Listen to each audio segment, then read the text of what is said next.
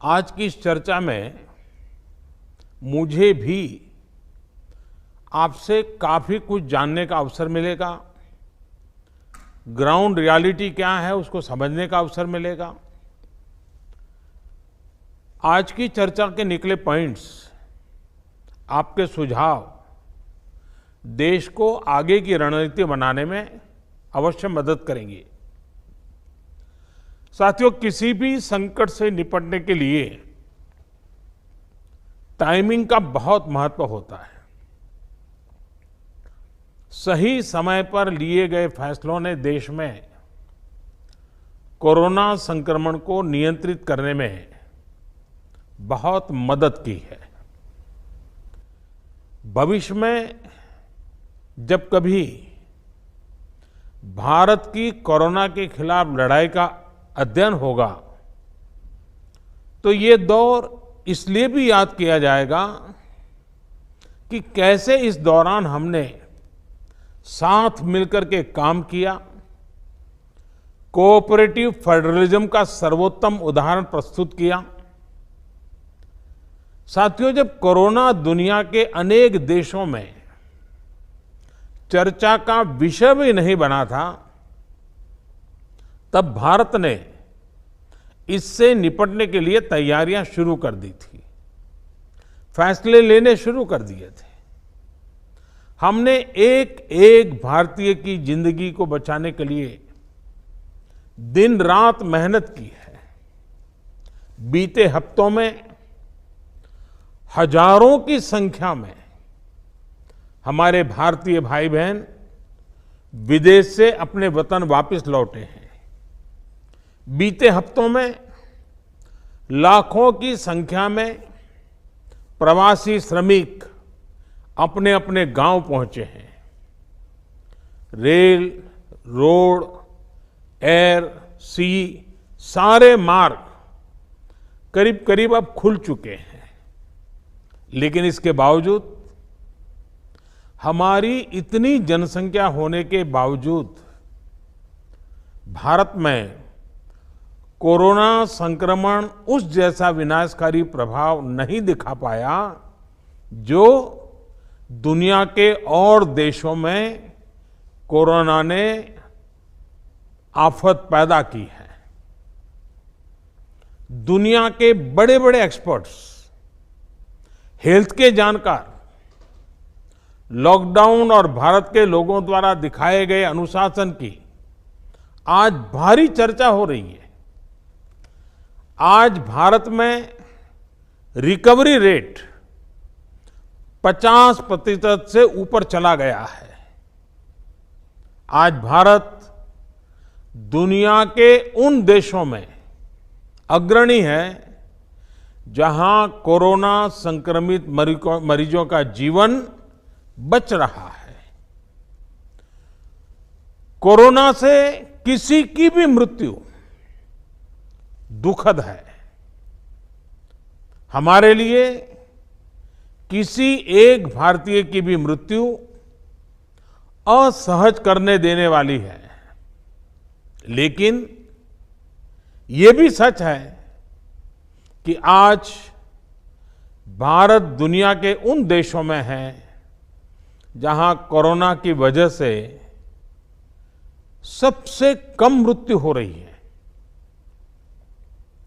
अब अनेक राज्यों के अनुभव आज आत्मविश्वास जगाते हैं कि भारत कोरोना के इस संकट में अपने नुकसान को सीमित करते हुए आगे बढ़ सकता है, अपनी अर्थव्यवस्था को तेजी से संभाल सकता है। साथियों, बीते 2 हफ्ते के अनलॉक 1 ने हमें एक बड़ा सबक ये भी दिया है कि अगर हम नियमों का पालन करते रहें, सारे दिशा निर्देशों को मानते रहे, तो कोरोना संकट से भारत को कम से कम नुकसान होगा। इसलिए मास्क या फेस कवर उस पर बहुत ज्यादा जोर देना अनिवार्य है, आवश्यक है। बिना मास्क या फेस कवर के घर से बाहर निकलने की अभी कल्पना करना भी सही नहीं है।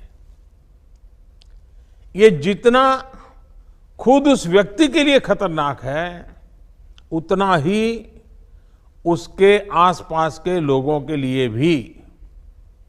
इसलिए 2 गज की दूरी का हमारा मंत्र हो, दिन में कई बार 20-20 सेकंड के लिए साबुन से हाथ धोने की बात हो, सैनिटाइजर का इस्तेमाल हो, ये सभी बहुत गंभीरता से किए जाने चाहिए। खुद की सुरक्षा के लिए, परिवार की सुरक्षा के लिए, विशेषकर घर के बच्चों और बुजुर्गों की सुरक्षा के लिए ये बहुत जरूरी है। अब तक लगभग सारे ऑफिसेस खुल चुके हैं। प्राइवेट सेक्टर में भी लोग ऑफिस जाने लगे हैं। बाजारों में, सड़कों पर भीड़ बढ़ने लगी है। तो ये सारे उपाय ही कोरोना को तेजी से फैलने से रोकने में मददगार होंगे। थोड़ी सी भी लापरवाही, थोड़ी सी भी ढिलाई, अनुशासन में कमी कोरोना के खिलाफ हम सभी की लड़ाई को कमजोर करेगा।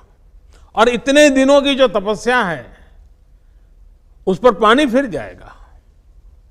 हमें इस बात का हमेशा ध्यान रखना है कि हम कोरोना को जितना रोक पाएंगे, उसका बढ़ना जितना रोक पाएंगे, उतना ही हमारी अर्थव्यवस्था खुलेगी, हमारे दफ्तर खुलेंगे, मार्केट खुलेंगे, ट्रांसपोर्ट के साधन खुलेंगे और उतने ही रोजगार के नए अवसर भी बनेंगे।